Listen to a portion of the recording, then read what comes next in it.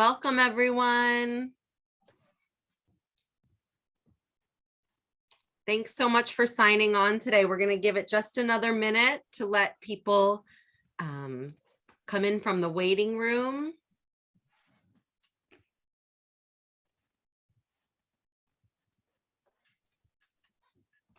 Thank you all so much for joining us.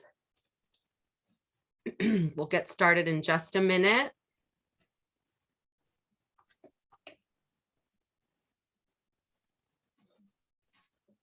Got a great group here.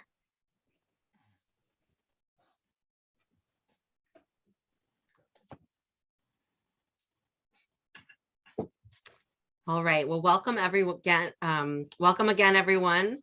I'm going to go ahead and John pin us so that we are spotlighted for our conversation. For those who don't know me, I'm Christine Pappas, Friends School Class of 2001 and the Director of Alumni Relations Engagement at Friends.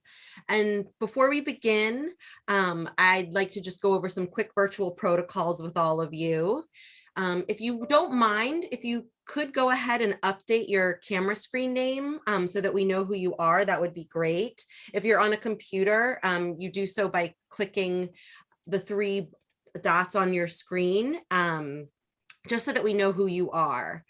A technology disclaimer, we're all used to Zoom at this point, but we've done everything we can to prepare, and our Wi-Fi hopefully will behave. So please be patient if we get kicked off though and have to get back on.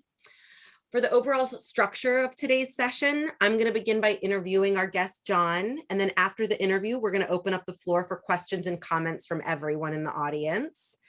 Please go ahead and remain on mute. And when the time comes for the Q&A from the audience, you can go ahead and raise your hand by using the reaction button at the bottom of your screen, and I'll unmute you. Or you can use the chat feature to message me directly, and I'll read the question aloud to the group.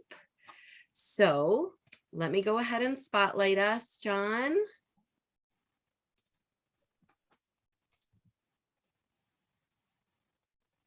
Oh, that's a lot of me right there. There, here I am. I can't see, I saw your Hopkins shirt when you first, but now I can't see. There it is. There it is. There's your Hopkins shirt. No Blue Jays. That's good. I'm glad that you wore that. We'll have to get you a Friends School polo shirt too to wear. Yes, I need one. Yes. Sorry about that. When I come back for the reunion, that could be your gift to me. Yes, that'll be your thank you gift for today. So I'm pleased to welcome John today as our featured guest. John Crome, Friends School Class of 1982, is an Industry Executive Director for Oil and Gas at Oracle. John, thanks so much for joining us. Pleasure to be here. Thanks for asking me. So a little bit about John. He's a native of Baltimore who graduated from Friends in 1982 after having attended here for 11 years. While he was here, John was active in sports, captaining soccer, basketball, and lacrosse his senior year. He was also a member of FASA. He wrote for the Quaker Quill and edited the sports section of the 1982 yearbook. After Friends, he attended Johns Hopkins University, where he studied earth and planetary sciences and played lacrosse all 4 years. 1984 and 1985 were the NCAA championship teams too. And John met his wife, Laura, while there, and they got married 6 weeks after graduation in 1986. The happy couple went directly to Los Angeles, where John attended the University of Southern California. And there he received a Master's of Science in Petroleum Engineering in 1988. A little bit about John's professional background. He has 34 years of experience in the oil and gas industry. After graduating from USC, he began his career in Bakersfield, California, and spent 12 years in Mobil and Era Energy. Sorry, am I saying? Well done, Era Energy in engineering, business, and management roles. He has experience in improvement methods, operations, surveillance and optimization, maintenance and reliability, and planning and scheduling. John then spent 9 years as a management consultant with Accenture, IBM, and Capgemini. delivering a variety of projects to multinational oil and gas companies, including change management and communications, human capability, asset integrity, and the digital oil field. Woo! John joined BHP Billiton Petroleum in March 2009, moving from Fairfield, California to Trinidad and Tobago as the operations manager for the onshore and offshore assets. You've been a lot of places. John and his family moved to the UK in June 2011, where he was operations and production unit manager. And in 2013, John became operations manager in the Eagle Ford Shale for 2 years, living in Houston, followed by a role as head of operations, maintenance, and improvement. He left BHP in 2018, rejoining Capgemini as a director, leading the North American practice for energy. And then John recently joined Oracle as what he is now an industry executive director for oil and gas. And he currently resides in Houston, still with his wife, Laura, of 35 years, and they have 2 older daughters. And John's passions are food, wine, which I am into too, and Brazilian Jiu-Jitsu, where he received his black belt in 2020. Whew. All right, John, let's get started. So tell me. You said that, it makes me feel very old. It took a long time to do all that stuff. You're very accomplished. There's a lot in there. Let's talk about what got you first interested in the oil industry. You bet. So this is going to sound crazy, but when I was a kid, my parents bought me a subscription to this thing called the Time Life Book Club. Now, for all you kids out there, a book is this thing that's got pages and it's made of paper, and it came in the mail once a month. And believe it or not, the one I kept looking at was called The Earth. I recently bought this copy on eBay, but there were all these really cool pictures of it, of, you know, the planet and rocks and people doing stuff. And I thought it was the coolest thing in the world. And that was in 4th grade. And I remember thinking, look, I don't know exactly what to do here, but I like that stuff. And I want to do more of that stuff. Oh, there's one of my ex-teachers, Patty Parker. Oh my God. Oh, sorry, John. I accidentally muted you when I tried to let Patty in. Go ahead. No worries. I'm good. It took a while for that to mature. And I remember as a senior filling out all those difficult college applications. On some of the applications, they asked something like, what do you want to be when you grow up? And I remember creating an essay that I wanted to be a geologist for Exxon. Yeah, true story. Not too many kids can do that. And I got close. I became a petroleum engineer for Mobil, which is now part of Exxon. So, you know, that's how it all started. And how did your friend's school education and experience support or drive your interest in the oil industry? So it's funny you ask, because, you know, at the time, there was biology and there was advanced biology if you were a senior. And in advanced biology, I had a fantastic professor, a guy that had a big influence on me, and his name was George Wright. Some of you on this call might remember that name. And, you know, by the time you were a senior and you'd been to a class or two of his, it wasn't really a lecture and you were just taking notes. I mean, there were book clubs and there were projects, and it felt very mature and grown up. But there were a couple of books that we read by a paleontologist named Stephen Jay Gould. And the paleontology really led me to deepen my interest in earth science. George Wright took us over to Hopkins every now and again for a Sunday lecture series. And, you know, here we are, we're 16, 17-year-olds sitting in this classroom or this lecture hall full of old folks, you know. I mean, there were people in their 20s and grad students and people like that. And yeah, it was intimidating, but it was liberating to see all this intellectual stuff on paleontology, which is really cool. Now, for most kids, paleontology ends when they stop playing with dinosaur dolls. But for me, it was much deeper than that.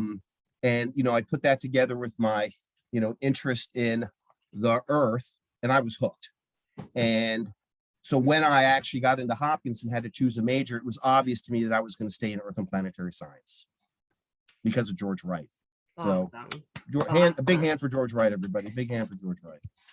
And talk to us a little bit about how your post Friends education and work experience um, support your goals now.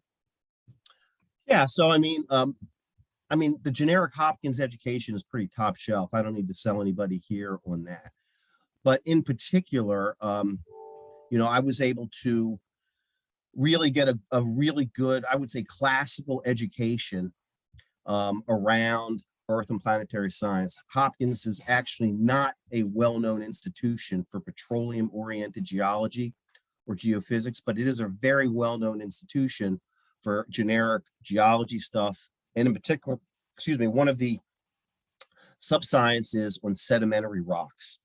Actually, the two kind of American grandfathers of sedimentology actually came out of Hopkins, which is yeah. And I didn't know that at the time. Huh. Even when I was in school, I really took that for granted and didn't take full advantage of it. But I mean, they gave me a very good understanding of what would then become, my vocation of choice, because most oil and gas reservoirs are based on sedimentary rocks in some way. Even as a grad student, when I went to USC, I did take full advantage of that education, because at the time there were professors there that were well known in oil and gas. And it's kind of interesting because when you're a kid, when you're 17 or 20 or even 22, you don't really understand that the people that are teaching you have this life before you got there. They might be well regarded for many years in their own domain. And it's kind of hard to get your head around. It's just a kid in the lecture hall, that this is an important person talking to me, that this person has actually changed the science in which they participated. This person in front of me has dedicated their life to furthering the understanding of this domain or that domain. And there were people like that at USC that I did take full advantage of. I sat in the front row. I was a TA and an RA, a research assistant. And that made a difference. And it's funny because by the time I got to grad school, I was a serious student, where I hadn't been at Hopkins. Let's be clear, I played lacrosse at Hopkins. But when I got to grad school, I saw it as a vocation. I saw it as a job. I sat in the front row, did all my homework. I was down on campus 8 hours a day. Wow. And had office hours as a TA. So once I started taking it seriously, that really gave me a much better chance of success. And even in between the 2 years of grad school, I chose to be a roustabout. Now, for those who don't know what that is basically an oil field maintenance person, the lowest of the low in the oil field. Something breaks, you fix it. Something spills, you clean it up. You get messy, you get smelly. People are fainting from heat stroke all the time in Central California. And I was a grad student. So I was, fairly educated with this, this education I'd had. And there were undergrads that were interns in the office. So I actually felt like I was taking a step backwards. But in the end, I'll tell you, being a roustabout that summer helped my career the first 10 years more than almost any other work experience I had. Absolutely. Understanding the people that you were going to work with, right? And the work. And it gave me a bit of credibility with my audiences as well. Absolutely. So talk to us about what you do now in your role. So I'm a bit of an odd duck for what I do. So I came out of oil and gas. I worked for companies, like Mobil, competitors of BP. I worked for a Shale joint venture. Right now, I work for a technology company. Most of you have heard of Oracle databases, but we have 4,000 products, which is crazy. Some of you might have heard of our celebrity CEO, a guy named Larry Ellison, that has got big yachts and lives a pretty lavish lifestyle and is, always on the page of some big news magazine or something. So every company like Oracle has domain experts in certain industries. And that's what I do. I help translate industry trends into technology needs. I translate the language of the technologists to oil and gas people and vice versa. So I'm like the oil and gas guy in Oracle, or one of them. And I help keep us relevant in oil and gas circles. So we're not just a generic piece of technology. Got it. And what would you say is your favorite part of your current job? I get to work at home and be with my puppy dogs. That's pretty good. Um, it does give me time to think and read and research. Sometimes when you're in, particularly when you're in an operations role, you get to the office in the morning and your chair takes you for a ride 8 or 10 hours a day, and you don't have time to take a deep breath. You don't have time to really exercise the big brain that you all have. You're focused on urgent tasks all the time. But the role that I'm in now, I don't have that urgent demand for stuff today. I mean, certainly I have deliverables and deadlines, but I get to read and research and look for trends and create thought leadership and propose opinions that are provocative or different, and see how people react to those. And that's really exciting that I get to kind of think like that. And not every job gets to do that. So to consider in your own worlds, do you get to read 3 or 4 hours a day and think of stuff and look out the window and intellectually ask yourself, what if this and what if that? And I haven't gotten to do that in a lot of roles, and that's exciting. All right, so let's get into it about some of the topics that I think folks are interested in hearing about from you. One that's very timely, that has just come up since we started planning this session together, is the Russian invasion of Ukraine. So how does the Russian invasion of Ukraine affect oil prices? Talk to us a little bit about that. Yeah, and clearly that's a very timely question. And it happens in a couple different ways. So one obvious one is, Ukraine did make a bit of oil and gas, and that's under threat. So that gets taken off the market. But that's not, wildly material. Secondarily, Russia is a tremendous oil producer, one of the top three in the world. It's us, Saudi Arabia, and Russia. And Russia exports about the majority of it because they don't have a large economy. Believe it or not, Russia's economy, for all we talk about them as a superpower, is the size of Italy. So it's a pretty small GDP. They don't have a humongous demand for their own energy products because they don't have a tremendous amount of industry, and they don't create a lot of exports for products like plastics or automobiles. So they export about 8 million barrels a day. And that's put a lot of pressure on the buyers of that crude in two ways. One is, there are some countries, not many yet, that are going to boycott that volume. So America purchased it's like 800,000 barrels of that, only about 10% of that crude. And we're going to say, no, we don't want that. And that's going to back up their supply chain, and they can't get rid of it. So the price of a Russian barrel goes down, even though everybody else's prices go up because they take that barrel off the market. It also makes it hard to pay for it. The Russian sanctions on banks impact the ability for buyers around the world to get them the money for that cargo of oil. So although Russia might want to continue to sell that barrel, they're going to have to take a lower price than the market rate because they represent a big risk, both financially and for reputation. Just as an example of that is, just as Russia invaded Ukraine, like the day after, Shell bought a super tanker full of cargo of oil, and they got it at a discount. And the person that did that thought they were getting a great deal for the company. Of course, then, all kinds of bad reputation and crap rained down on Shell for, violating a moral sanction and buying, Russian crude. Well, that's not happening anymore. Almost nobody's buying these Russian barrels except other bad actors who don't care about their reputation. That's the oil side. Now, gas gets complicated.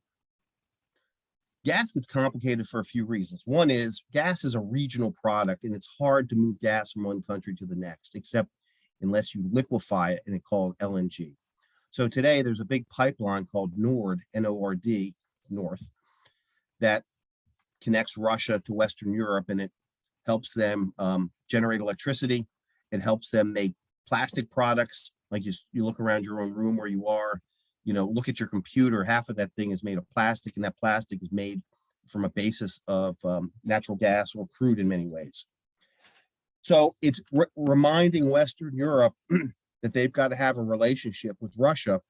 And you know what? In the end, that is going to bias their decision making about how they view Russia. So, you know, if your neighbor is coming over to you and giving you breakfast every day, yet in the evening they have these wild parties, is that going to influence your willingness to go over there in the middle of the night and tell them to stop the loud music? And the answer is probably, because you're thinking, well, if I do that, maybe they won't give me breakfast tomorrow. It's a silly example, but I think it highlights the topic. Western Europe feels somewhat beholden, if not, cornered about their natural gas choices. Now, it's not as bad as it was a few years ago. Believe it or not, Western Europe got about 50% of their natural gas from Russia. Now it's about 25 to 30%, and it's going down. What helps is, believe it or not, America. So most of you heard about the shale boom, and that we think about it in terms of oil.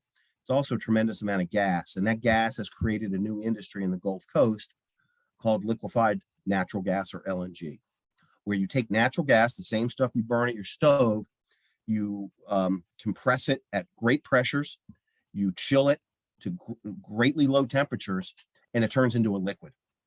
And if you keep it at that pressure and temperature, you can put it in a tank, a round tank, put it on a ship, send it across the ocean, and then allow it to warm and depressurize, also called regasification, and that will replace Russian gas. So it's going to sound terrible, but the more America produces, the better for Western Europe. And this is at a time when we're all trying to reevaluate what is the role of carbon in our society. And I want to encourage you to think about steps in the right direction. You know, will Western Europe be better or worse if they can cut the ties to Russian energy? Okay. The world will be better. So it's, think about it in big picture terms. So you mentioned carbon. How will the rise of interest in carbon and climate change affect oil and gas companies, would you say? Another timely question, and it's not an easy answer, so buckle up.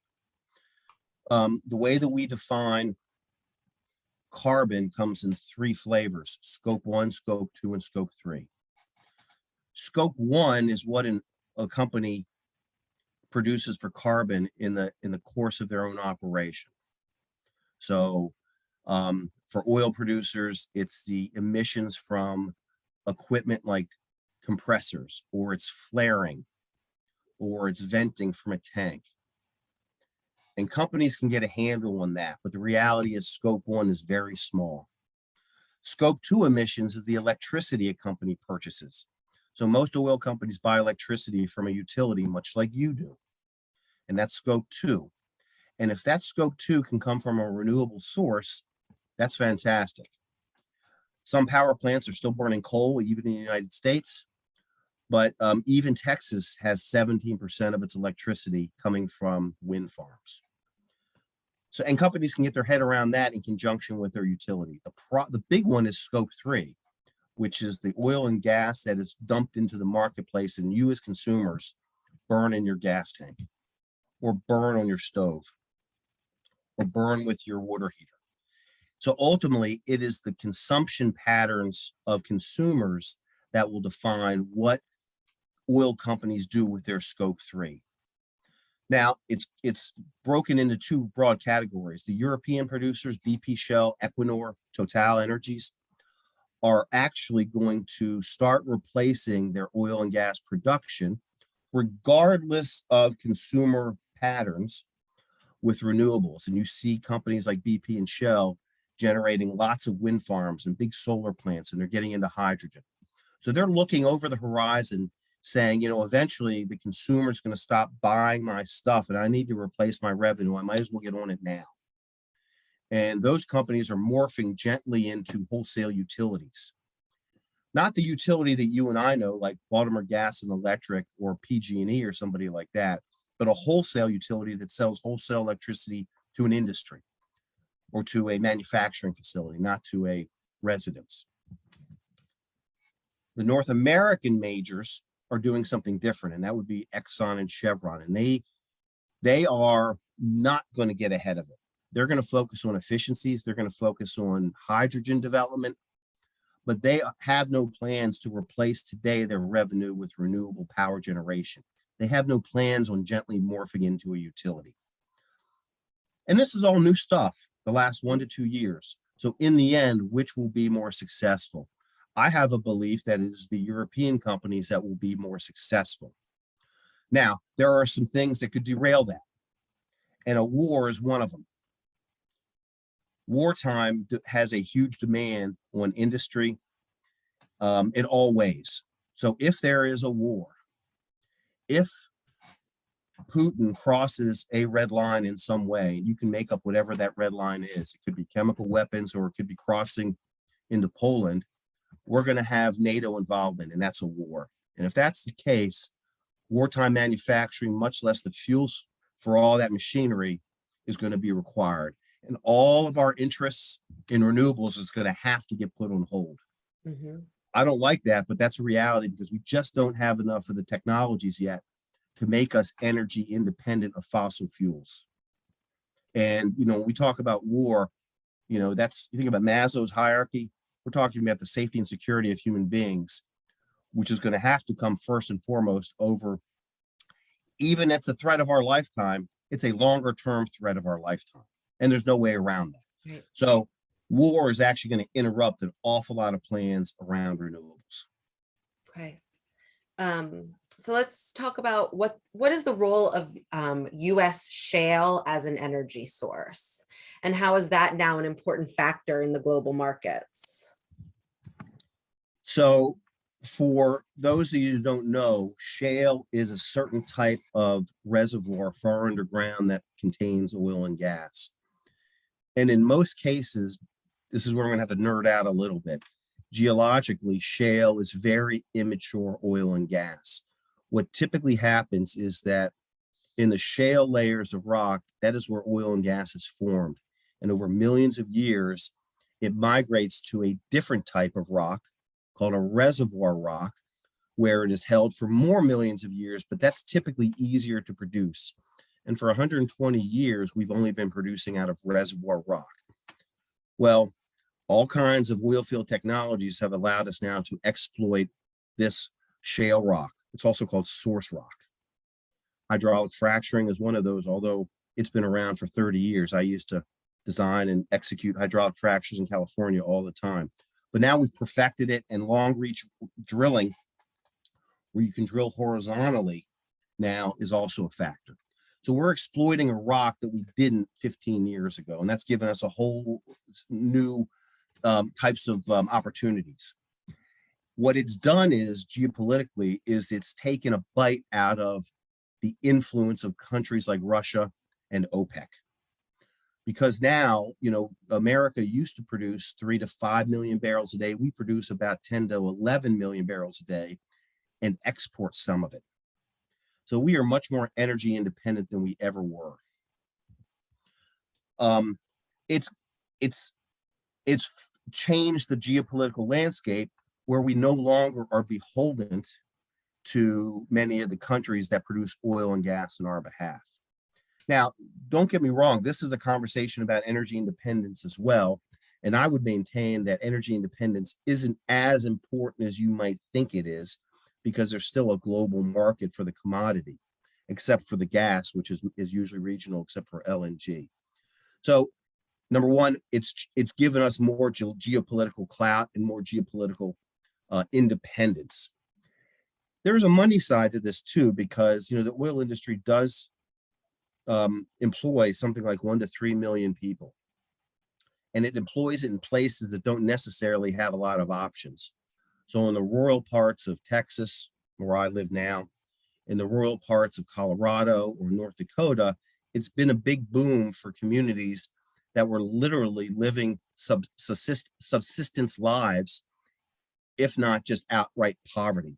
So it has brought middle-class lives to a lot of people that wouldn't have them otherwise. Now, it's come at a certain price. I mean, if you drive in West Texas, or North Dakota, you see lots of drilling rigs and lots of oil related facilities. The roads get beat up because of all the trucking and things like that. There are certain communities that are under great pressure for freshwater stress because it does take a tremendous amount of water to produce shale, and shale produces a lot of water that you have to dispose of. So it doesn't come for free, but in the end, I do think it's been a big benefit. It's also catalyzed the LNG industry. And frankly, if we didn't have it now, Western Europe would be even more beholden to Russia and Russian energy. Interesting. So before we turn it over to the audience, just two more questions. Talk about some of the latest emerging trends in the oil industry, particularly the Internet of Things. And maybe, because I Googled it before this, can you explain what the Internet of Things is for the folks on this call that might not know what it is? I can. And it's a terrible term. I absolutely hate it. So it's a bundling of different concepts. And there's a couple that are relevant here. One is it's the use of the internet as a medium to communicate data from one point to another. So much like we're doing now on Zoom, there's data coming off my camera, feeding into the internet, and it's popping out on your screen. In an industrial context, it could be certain readings off of a pump, pressure and temperature, that go into the internet and pop out on somebody else's screen to monitor in a control room, or in a facility miles and miles away or on the other side of the world. So if I'm producing something in the middle of the Gulf of Mexico and those pumps have sensors on them, somebody sitting back in Houston or somebody in London might actually be able to get those readings via the internet. So it's the industrial use of the internet. It also means that if all my data is going into the internet, particularly something like a cloud, I can develop applications in the cloud to analyze that data, look for trends, and optimize performance in some way. Now, that also happens locally with devices called remote terminal units or program logic controllers. Some people call those edge devices. So the Internet of Things is a bit of, the oil industry has been using that kind of stuff for many years, but what's new is that it's more ubiquitous for every type of equipment, for every project around the world. But again, here's another trade-off. The Internet of Things poses a security risk in many cases. If it's on the internet, it's at risk. Even if you have a VPN, even if you've got encryption, there's a risk, right? There's a bad actor looking to hack into something and do something wrong. Stop a pump, close a valve, shut down a facility. That's not good. So there's security issues around that. Second is reliability. For those of you that use Zoom quite a bit, every now and again, the meeting doesn't start on time because we're all farting around with the technology and somebody's up and somebody's down, somebody's frozen for a second, right? That's reliability. Well, in an industrial context, if that data is not working 24/7, 365, right, something bad can happen. I mean, really bad. And then there's latency, how long it takes for the data to get from one point to another. And again, in industrial processes, particularly oil and gas, like a refinery, if the latency is too long and it takes too long to analyze and make decisions, the valve opens too quickly, or it shuts at the wrong time, or the pump, kicks into high gear when it should have gone into the low gear.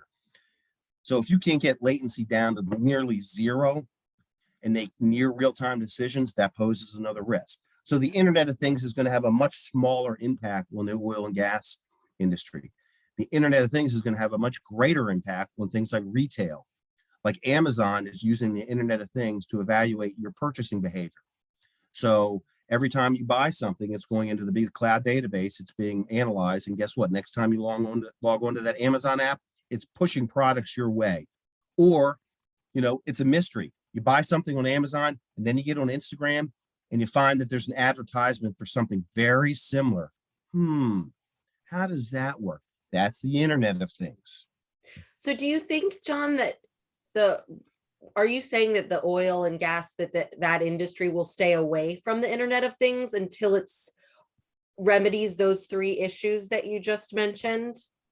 I think we'll continue to experiment with it and see where the right use case is.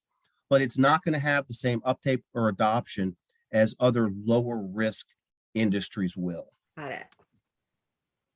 All right.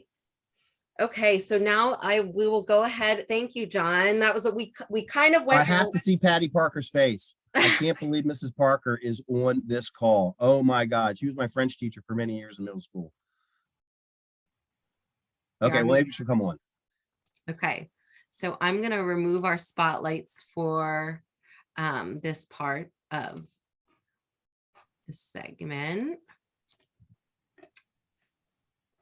All right, if anyone has any questions, please feel free to go ahead and raise your hand with the reaction button, or you can type it to us in the chat. Come on, ask me some hard stuff. Oh, we have a question. There we go. Somebody's hand is up. John, you talked a little bit about fracking, like you just used the word fracking. But I know that there's a lot of controversy over that. Maybe you could tell us a little bit more about maybe your philosophy or kind of where it sits in your sense of how it impacts environment. Yeah.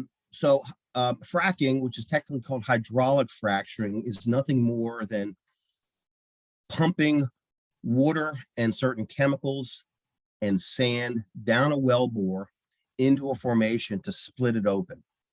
And you do that so that the oil and gas can escape the formation, go into the well bore, and be produced at surface. So you're increasing the permeability and what's called the transmissibility.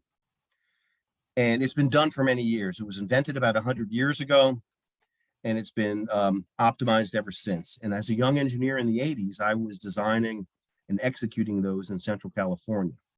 Now, one of the differences then was that I was working in a place that nobody lived in. It was a terrible little town in Central California. It was awfully hot. So you didn't have a lot of risk associated with something going wrong. Fast forward to the early 2000s or 2010, and I love that movie Gasland if you haven't seen it. And it's the same technology. Now, if you remember, I said you pump it down, it cracks the rock open. But sometimes if you design it poorly, that crack will actually go to the surface, or that crack will actually get into a water-bearing zone between the oil-bearing zone and the surface. And that will be a source of contamination. So all of a sudden, you've got oil and gas that are finding its way into a freshwater aquifer, or you've got oil and gas actually getting to the surface with no way to control it. And that's all bad. And I think Gasland, frankly, does a fair job of explaining that. But it really is based on lousy design and lousy execution of the work itself by people that probably aren't as interested as they should be, and regulators who aren't as demanding as they should be. So there's nothing intrinsically bad with it, and it's been practiced for so long, but it's got to be done correctly, much like everything else that we use in technology. And, you know, it has unlocked a tremendous amount of prosperity and geopolitical independence because of it. So there's nothing wrong explicitly with fracturing itself. It's how we choose to use it and how regulators choose to inspect it and hold operators' feet to the fire to comply with regulation. Great. Does that help, right. Ashley? Yes, thank you. You betcha. That's a good question. A question from Greg. How far into the future do major oil companies plan? For example, we'll probably be carbon neutral at some point in the future. The companies need to make sure they don't become irrelevant. Do they look 10 years out, 30 years out, 100 years out? Yeah, Greg, that's a fantastic question as well. And the reality is that there's a variety of answers to that. Companies like BP and Exxon really do a good job of what they call scenario planning or strategic planning, looking way out into the future. Now, those analyses are based on assumptions.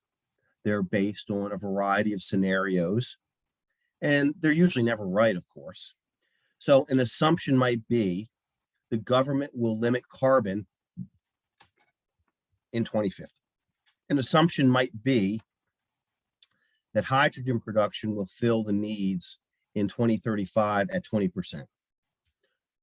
And, you know, an assumption might be there will be no World War III, or event like COVID-19 that will reduce demand temporarily for a year or two. And they look out and they attempt to make, judgments about capital spending, about workforce requirements, about supplier development, about the entry or exit from countries around the world. And so they're planning and executing on those plans all the time. And those are the big oil companies. Other parts of the oil industry don't have the luxury and they're much more reactive. Pipeline companies, which are also called midstream, are highly dependent on consumer demand and producer output. They're stuck in the middle. That's why they're called midstream. And they can do all the planning they want, but they're really held hostage by what's happening in the marketplace with the consumer, both residential and industrial, and what producers tend to do. So a pipeline company in Europe that's trying to adapt to Shale, who is getting into renewables, is different than a pipeline company in the US that has a customer as Exxon that is going to produce for as long as they can. Oil field services are another version of that. So companies like Halliburton and Schlumberger do strategic planning, but they too are held hostage by their customers and the consumers that they serve. Right now, I would say it's probably the most difficult time in my work history to do that kind of planning. I mean, you've got this Russian conflict on top of us. You've got COVID effects that are still lingering regionally. You've got a change in the energy mix where renewables are actually becoming competitive and relevant. Nobody really knows what the use of hydrogen will be, but we do know it's probably not going to be used in residences very widely. So it is a tough time right now, and many companies are reacting to a lifespan of 1 to 3 years for capital budgets and things like that. It's hard to plan for a deep future right now. And that makes investors very skittish.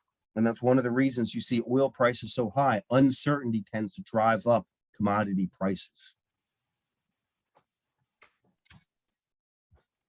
Okay, many countries are using nuclear energy effectively. Do you see the US going back to nuclear power to address environmental concerns and cost of energy? I would have probably answered this question differently a year ago. So for those of you that don't know, a country like France gets about 80 to 90% of its electricity from nuclear power plants, which is huge. That's a ginormous number. And even Germany, I think, is at like 40 to 50%, although they want to get out of their nuclear reactors. Now, most of these reactors are very old and they're based on a first or second generation design. Those designs are not altogether different than 3 Mile Island. A year ago, year and a half ago, two guys you might have heard of are wanting to change the game a little bit. A guy named Bill Gates and a guy named Warren Buffett. And they've made huge investments in what are called SMR, small modular reactors. And it's a very different design. It's supposed to be intrinsically safe, and you can build it much more cheaply, much more quickly, and it doesn't have the risk factor associated with it. So I think there's a possibility that you're going to see them make a comeback once some SMR pilots are completed in Nevada by these two titans. The question remains is, will the consumer, will the American public accept it regardless of the technical facts? And I want you to ask yourself that in the mirror. Would I get my power from a nuclear power plant, assuming the power plant was deemed safe? Would I allow it to be built in my state? Would I allow it to be built in my backyard? Would I allow my children or my neighbors to work in that industry? Would I feel good about that? And I can't answer that. This is one of those tricky topics where it really comes down to, consumer education and consumer demand. Some of this might get to be a bit of question about desperation. I mean, if we can't crack the renewable nut, we do know that nuclear is a viable option. Now, I do think we will crack the renewable nut. I think particularly solar will really get to be much better in latitudes that afford that. I don't know if it's ever going to make a big comeback, but it's going to make a try.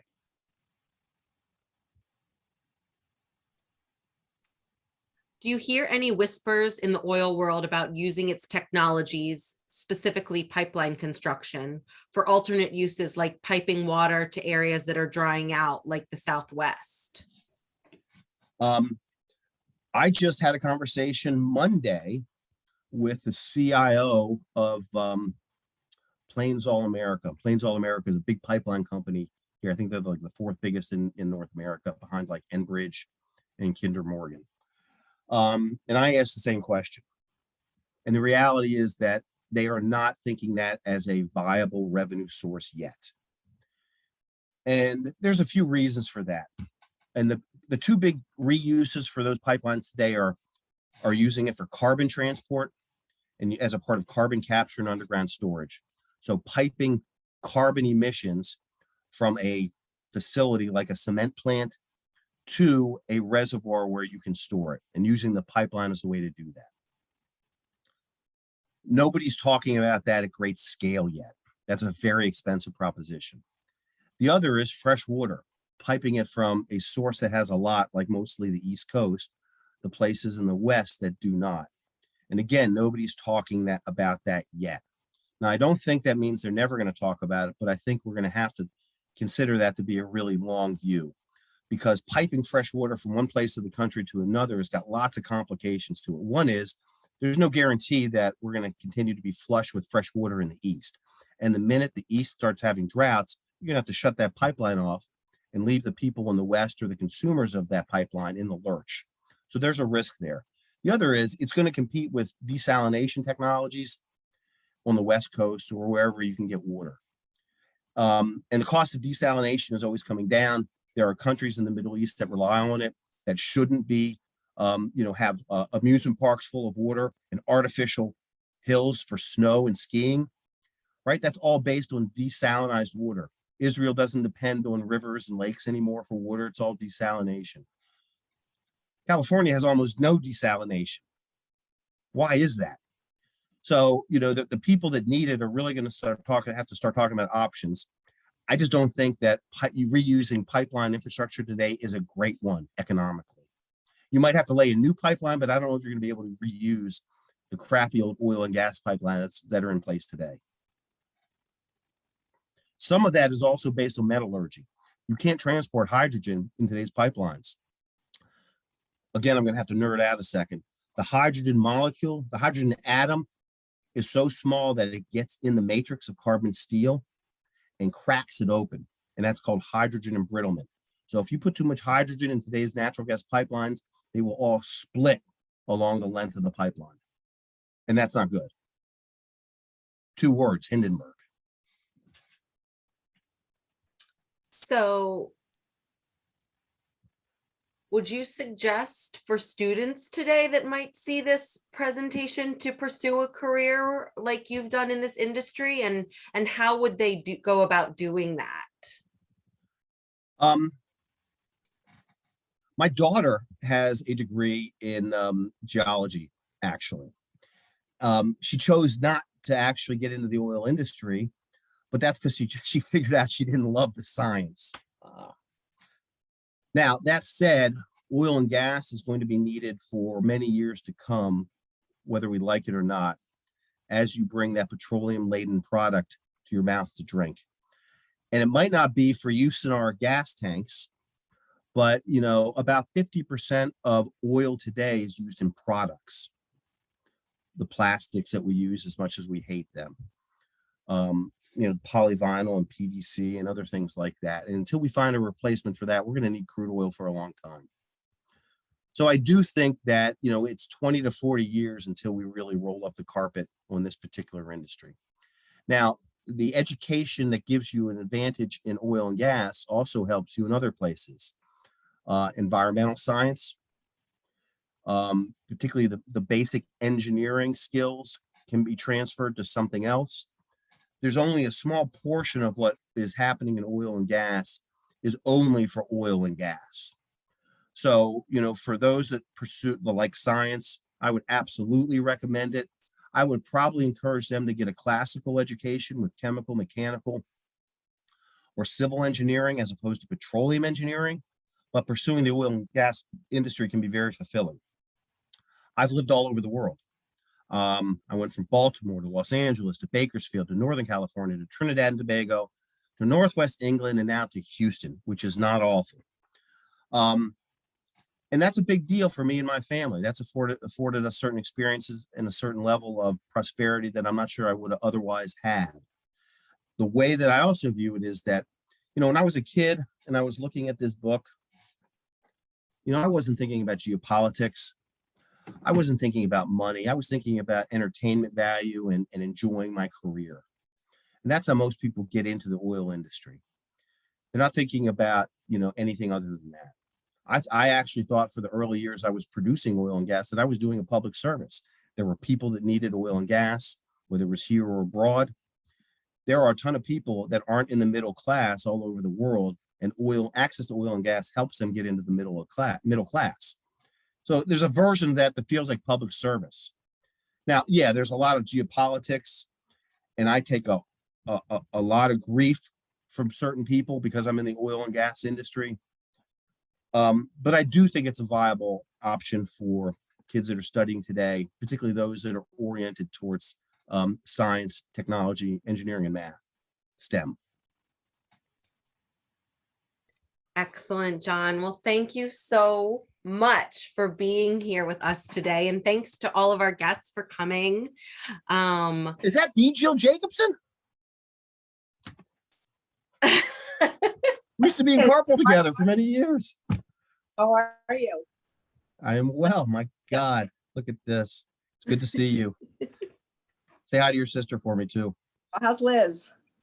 She is good. I just saw her last weekend. I was in Baltimore by chance. Tell her I said hello. But say hi to Kathy too. Unbelievable. And I have to see Patty Parker before I go. Mrs. Parker, please get on the camera. And say hi to Robert as well. There she is. Here. Unbelievable. Patty, do you want to unmute? Here I am. Mrs. Parker. Ça va? Bonjour. Nice job, John. Nice job. Thank you. Thank you. Good to see all of you. I know many of you. Thank you Bonjour, for- Mrs. Parker. C'est vous. C'est un plaisir de te voir. Say hi to Mr. Parker. I read his stuff quite frequently all the time, and I had no I idea. certainly will. I had no idea till many years later that the nature of that relationship. Well, it all started with French. Of course it That's did. where it started. So you see how important French is. I've been to France many times. Nice to see you. Nice to see you too. Well, thank you, Christine, for giving me the opportunity. This has been enjoyable, and I hope everybody got something out of this. Thank you so much. And John, if you want to stay on for a moment, I'd love to just chat with you for a second, Yeah. if you don't Yeah, mind. I have 8 more minutes. We're on. Okay. All right. Thank you, Thank you, everyone, everybody. so much. Take care.